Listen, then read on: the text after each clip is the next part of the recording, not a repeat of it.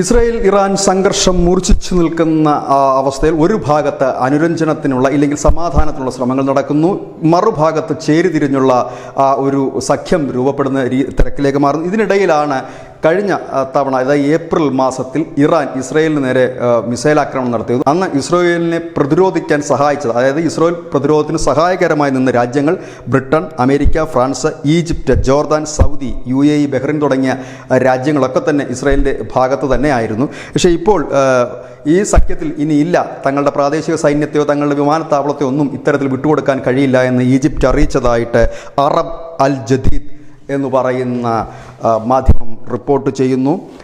അവർ പറയുന്നത് ഇങ്ങനെയാണ്: തങ്ങൾ നിഷ്പക്ഷത പുലർത്താനാണ് ആഗ്രഹിക്കുന്നത്, അതുകൊണ്ട് തന്നെ ഇത്തവണ ഞങ്ങൾ ഇസ്രായേലിനെ സഹായിക്കാൻ ഉള്ള നടപടികളിലൊക്കെ കടക്കില്ല. ഒപ്പം തന്നെ തങ്ങളുടെ വ്യോമാതിർത്തികൾ അടയ്ക്കുകയാണ്.